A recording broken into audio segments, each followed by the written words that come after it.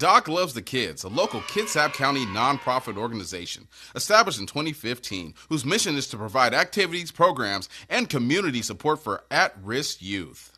They put the you in community. Doc Loves the Kids.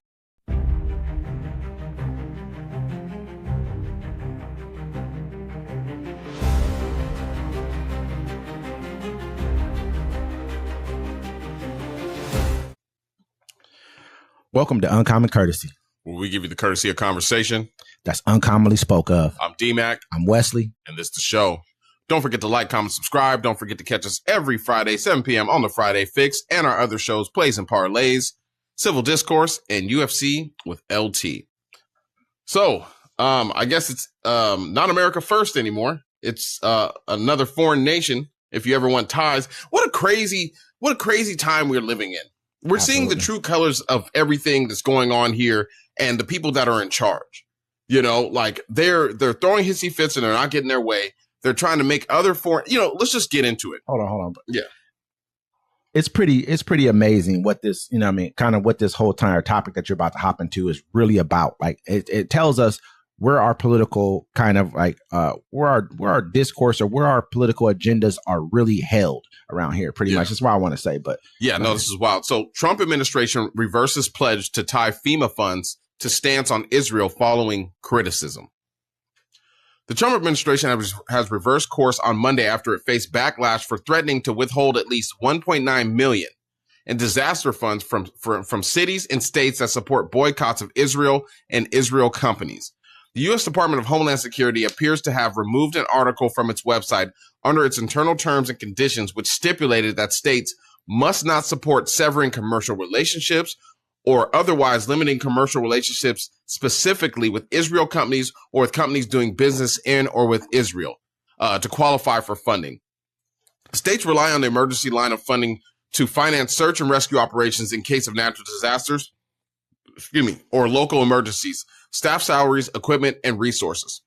The DHS oversees the Federal Emergency Management Agency, FEMA, funding operations. Spokespersons for the DHS, Tricia McLean, said in a statement on Monday that FEMA grants remain governed by existing laws and policies and not political litmus tests. Litmus tests. Yeah, man, it's pretty.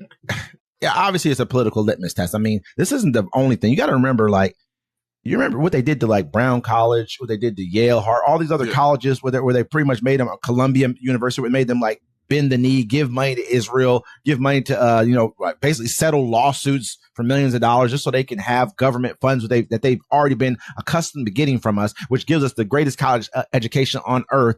I mean, it's crazy that this administration is so beholden. I'm not saying all administrations are not, but we didn't see in Biden's administration, even though he said a lot of stupid stuff when it came to Israel.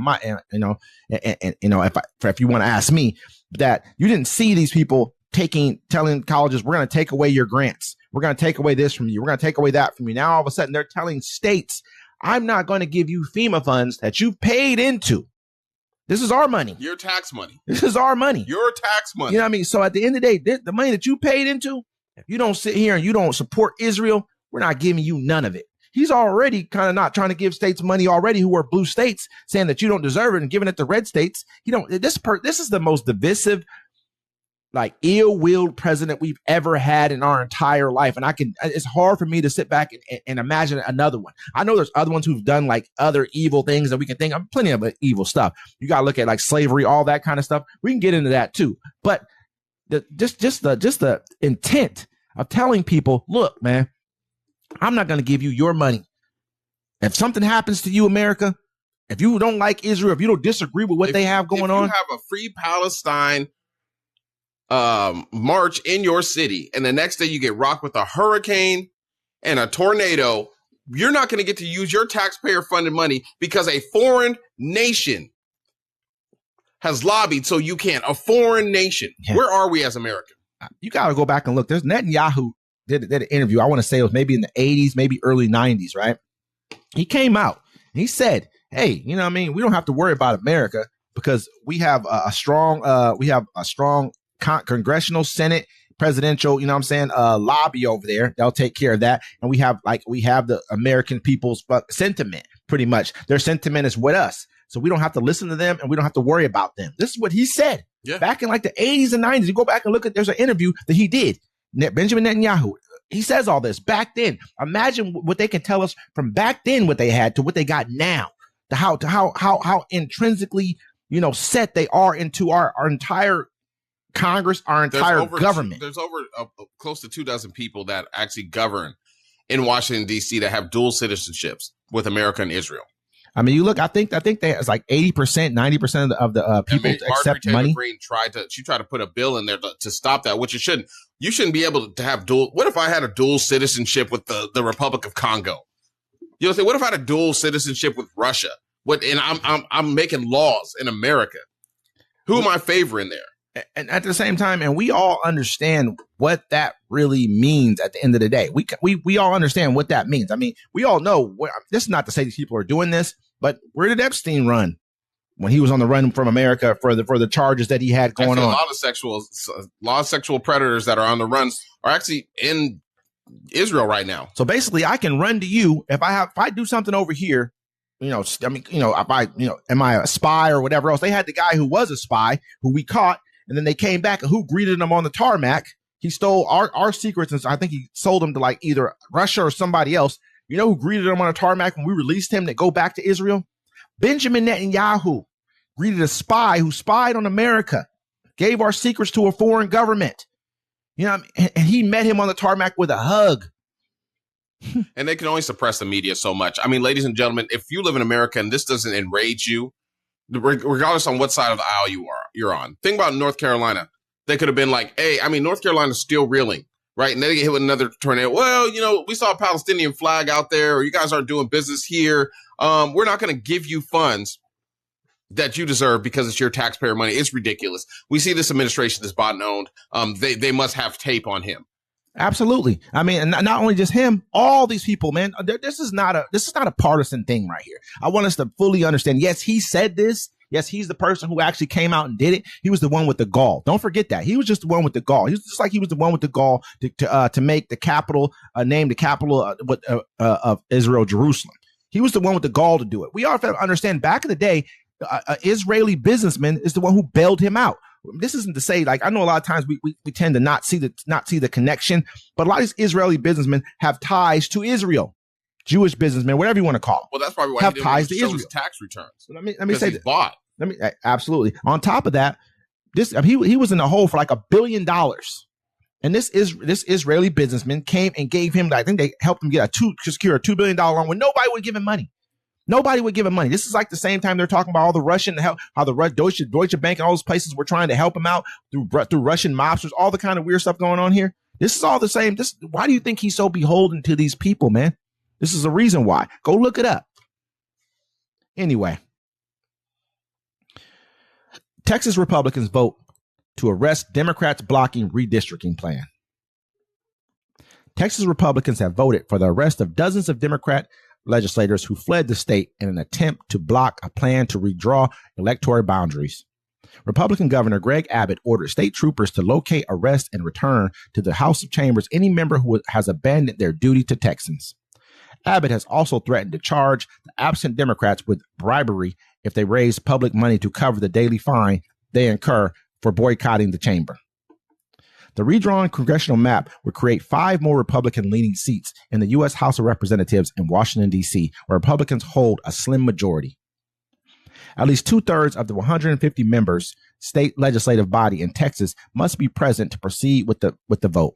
The quorum became unreachable after more than 50 Democrat lawmakers left the state. Most of the Democrats fled to Illinois. The state's governor, J.B. Pritzker, a Democrat, said on Tuesday, "We're fighting for democracy. There are no rules anymore." At a press conference, Democrats from Texas and Illinois, as well as party leaders, spoke about the ongoing fight. Make no mistake about it. The Democratic Party didn't start this fight, but we're not going to roll over, Democrat National Committee Chair Ken Martin said. They want to fight. We're going to give it to them. And we're going to put every option on the table. The Democrats said they plan to stay away from Texas for 2 weeks until the end of special legislative session. Monday's vote was mostly symbolic as the warrants only apply within Texas state lines. The move empowers the chamber's sergeant-at-arms and the state troopers to arrest the absent lawmakers and deliver them to the state capitol building in Austin. They would not face any civil or criminal charges as a result of the warrant. Texas Democrat lawmaker Ron Reynolds told BBC News from Chicago on Monday that the arrest threat was nothing more than a scare tactic. I mean, the whole thing is like, they're coming out and they're saying the quiet parts out loud. You know what I'm saying? You have GOP State Representative Brian Harrison. He's like the voters aren't the priority. It's to make sure the Republicans hold on to a majority. And then people can, on both sides of the aisle, you can say something, but at the end of the day, the Democrats fled Texas to save voters' rights, and Republicans fled DC to save pedophiles. That's a great point, man, that you just made right there. I think people need to pay attention to that. So, I wouldn't want to ask you to say it again because I know it was, but that was a very good point. They did leave DC early in order not to vote on the Epstein files. Yeah. Now they're angry that Democrats left Texas to not have five new districts redrawn in Republicans' favor. You got Jasmine Crockett, who was drawn out of her district. She basically, they asked all the Democrats, where do you guys live at? So they're supposed to look at that and take that into consideration when they're trying to redraw this map. And they drew all these guys out of their districts. So they're no longer live in their districts. So we have to remember this. Most times, these type of things, all the congressional map is basically drawn up from the census, which happens every 10 years. So that's when they redraw. That's when most people go in every 10 years. States go in and they redraw, and they let the government know, the centralized government in DC know, hey, this is what's going on. This is how we're redrawing our maps. This is how many people came into our state. This is how many people we have. This is how many seats we're supposed to get from that. So what they did was they stopped halfway through the cycle, which is 2025. Halfway through the cycle, they stopped and they said, you know what we're going to do? We're going to redraw our maps right now, because you know why? Because we got 2026 isn't looking too good for us right now. Yeah. This is what Trump came out and said. It's not looking too good for us right now because all the laws, things I put in place. So let's go ahead and try to see if we can gerrymander this vote. Now, this is what's going on here. If your policies were good, you wouldn't have to gerrymander anything because your constituents and everybody would like it. You're seeing that, look, you have bad policies. The job growth, America's not growing. The jobs aren't coming. You know what I'm saying? People are losing more jobs than we're gaining. So all that stuff going on right now, they're like, hey, we have to stay in power because they know their policies aren't good. If you had good policies and you believed in what you were doing, you wouldn't have to gerrymander. You would let the voters speak for it. But now what they're doing is taking the vote out of your hands. Think about in Florida. They're like, hey, we're just going to cancel the whole vote. The whole entire vote, because they understood what the overall Republican policies are bad. So people are going to look at that and say, you know what we're going to do? We're going to vote against you. So we say, you know what I'm going to do? I'm going to go ahead and I'm going to give myself one more year. I'm going to give myself one more year. Hopefully everything cleans itself up. Things get better. And within that year, maybe we don't even have to have a vote anymore. Or you call martial law and no one has to leave. You get what I'm saying? So that's kind of what I'm looking at here. This is just sad to see Texas become this type of a state. Then they call out the people to be arrested. It's not arrested as a criminal or a civil thing, just arrested and brought back here so they can face justice. Of or what they're going kind? To take their jobs away from them, like they were voted in there. Of what kind? So the people voted them in, and now you're trying to take their jobs away by redistricting their maps, man. Not by anything fair. What you're trying to do also is take away the power of your voters. Oh, let me redistrict this place right here. Cut out some of these black voters, some of these other Latino. This is what you're doing. Oh, some of these other Latino voters, place them over here. So now they don't have a majority over here anymore. This is what you're doing in America. This is what America has become. People have to understand. I always talk about population. I talk about everything. There's a swing happening in the world from what was in power before, was Western world, to what's going to be in power now, which is people from a diverse group of people from all over the true world. If a person say a world war, it's going to truly be a world war. Now, all continents will be included in this, except save Antarctica. You get what I'm saying? So we have to understand that this is why they're doing these things. They're trying to find any way that they can to make sure that it's not a part of this new wave of doing business. Yep. And then Trump on undocumented workers. These people do farm labor naturally. Wow. Speaking about his administration's crackdown on undocumented immigrants is affecting the American agricultural sector. Trump said that in some cases, we're sending migrants back to their country with the pass back in legally. We can't let our farmers not have anybody. Trump added undocumented farm laborers, primarily of Hispanic origin. who are being targeted for deportation by the Department of Homeland Security. These people, you can't replace them very easily, you know? People that live in the inner city are not doing the work. They're just not doing that work. And they've tried. We've tried. Everybody's tried. They don't do it. These people do it naturally. Naturally. It should go without saying that no group of people feel an intrusive urge to cultivate the land or sub-livable wages and at a constant risk of detainment and deportation. But the president doubled down. I said, what happens if they get it? A farmer the other day, what happens if they get a bad back? He said, they don't get a bad back, sir, because they get a bad back, they die. You know, in many ways, they're very, very special people, Trump said. As special as they may be, the president, his administration has treated undocumented workers, especially farm workers, with singular cruelty that has become increasingly dangerous. Migrants have been sent to foreign gulags where they were denied due process right and allegedly tortured. Raids have targeted workplaces, farms, and enforcement actions that one migrant told the Guardians makes them feel like they're being hunted like animals. You done? Yeah. Let me. There's a couple things that was really, really interesting in that article that you just read, man. Did he say the people in the inner city don't want to do this? Yeah, we tried. We tried. The people in the inner city. We know who we're talking about when he talks about inner city, right? Urban. that's the other word they like to use for it. So the people in the inner city who used to do this for us for free don't want to do this anymore. They don't want to do this. We can't get them to do it anymore. And then what else did he say? These are very special people. You don't see the type of slave mentality, the type of slave master mentality this is right here. This is a slave master mentality. Well, I told you that I said this from the beginning when I was like, remember I said that when I was like, well, you're going to round up 20 million immigrants. That's too many. What are you going to do with them? Then I thought about it. I put two and two together. I'm like, they're going to turn them into slaves. And that's exactly, look, they're just easing you into it. They're like, look, these people, they're saying they're built to do this. They're very special people. They come naturally to them. The inner city people don't want to do this anymore. They don't want these type of jobs. They don't want to do this. It's not enough money in it for them. We can't pay them. We can't take away their freedoms and make them do it because it look bad. Yeah. But we can get these people to do it because no one cares. People want to see them suffer. We've dehumanized them already. Absolutely. This is a crazy thing, man. If you don't listen to him, it's like, treat him like, you can't treat him like none of the rest of the, okay, don't like the rest of the other. You know what I'm saying? So should I treat him like him? No. Basically, I don't know if you guys seen Django.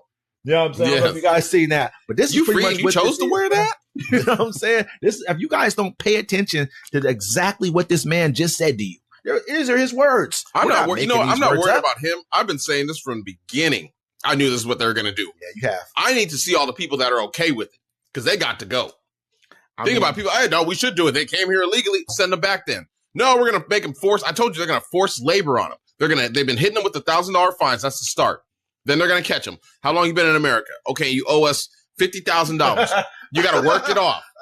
Hey, what is that? This is a name for that. I can't remember the name. Something indentured servitude. Indentured servants. That's what it's called. Indentured servitude. Man, this is crazy. You people are funny, man. Y'all are funny to the point to where we need to pay attention. This is why I say we gotta join the fight as being black people. This is why we have to, because if we don't, this is our fight later. Because they already told you. What did he say about? What did he say? Be back. Check this out, bro. He said the inner city. What did he say? The inner city. Look, you could try. You look. People sit there and they be like, "Oh, look at the black people attacking themselves. Leave us alone. You don't want us to turn that anger towards you." I mean, because look, we ain't got nothing to lose. I watch people that look like me die every day on TV and get beat up by the police. Now we get free range. Look, hey, today, by the time we film this, today is August 5th, 2025. We did this. Happy Montgomery Brawl Day. Hey, let me say this. We have a lot to lose. A lot of us have a lot. I mean, we are intrinsically a part of this society, not only this society, a global society. We have a lot to lose. It's not about, my personal opinion, it's not about us having to fight physically with these people, because that's not where this should happen. That's not where this should go. If you look at where this country is heading, where the world is heading, that wouldn't make sense for us to take it that way. It makes more sense for us to use our minds and to buy and to own and to take ownership of. That's all they're really doing. This is why they're able to make these laws. They put these laws in place so they could turn them on us when the time came. So that's what we need to pay attention and do for ourselves, because they're petering out. This is done. This whole entire thing that they built is over with. I'm not saying that it's going to all crumble, but it's going to be for the people who are next up. And the people, that's people who have liquid gold running through their veins. You know what I'm saying? Who has God's gold running through their veins. It's us. Yep, that melanin. And fun fact, ladies and gentlemen, melanin is worth more than gold. Absolutely. Google that. Israel's Netanyahu expected to push for plan to occupy Gaza. Israeli Prime Minister Benjamin Netanyahu is expected to push to occupy all of the Gaza Strip as ceasefire talks with Hamas founder and the hunger crisis in the besieged Palestinian enclave spirals. A bid by Netanyahu to occupy all of Gaza would follow similar calls from the members of his far-right government upon whom his fragile coalition relies, and could mark a significant shift in policy since Israel withdrew from the territory in 2005. Officials from Netanyahu's office said in a statement shared with NBC News on Monday night that Israeli leader had decided to occupy all of the Gaza Strip, including areas where hostages may be held. The statement was shared in Hebrew, and the terms used can be translated to mean both occupy and conquer. Netanyahu's office did not immediately respond to a request for the clarification on the intended definition, but Israeli media, including the Times of Israel, reported that Netanyahu intended to fully occupy the enclave. Israeli media reported that Netanyahu would hold a limited security meeting Tuesday to discuss the future of Israel's campaign in Gaza. Netanyahu had said Monday he planned to convene the security cabinet this week to instruct the Israeli military on how to achieve the three war objectives laid out at the start of Israel's offensive in Gaza: defeating Hamas, seeing the release of hostages who remain held in the enclave, and removing the threat of possible future attacks. Asked to confirm if the meeting would take place Tuesday, his office did not respond directly and referred NBC News to his comments Monday. So, ladies and gentlemen, this is what you voted for, correct? This is what you wanted. You said, oh, Trump will take care of it. Well, now they're going to take all of Gaza. They're already, and you see the UK is like, yeah, we're going to claim them as a state in September. I'm like, all those people will be dead by then. You know what I'm saying? So now they're taking all of Gaza like we figured they were going to. Nobody's going to do nothing. The international court's not going to do nothing. If you say something, you're going to lose your FEMA funding in your state. So, I mean, that's what you voted for. And people need to understand this. This is what you voted for. This is what your non-vote got you, because you couldn't see the bigger picture. But I mean, somebody's like, how can I worry about Gaza when I have to worry about living here in America? You know what I'm saying? This is sad. It's sad to watch a genocide in real time as an adult. When they keep saying Hamas aren't women and children. You're going to spread these people, and this hatred for your country is going to go everywhere else now. I mean, I saw like a chart where they asked people their opinions of Israel all around the world, right? And only like 3 countries had a favorable opinion of Israel, and there's like 2 African countries and somewhere else. I mean, not anywhere else around the world had a favorable opinion. We're over 50% unfavorable towards Israel in this country. And so, I mean, when you really look at what's happening here, I mean, this was their plan to begin with. You look at what Jared Kushner said. He told you, Donald Trump told you this is what we're going to do. And now you see Benjamin Netanyahu acting on it. This is what they've been planning on doing. There's Israeli like a little group of protesters or whatever, settlers you want to call them, who've already been marching towards Gaza like they want to start setting up encampments over there. Yeah. This is what they're already doing.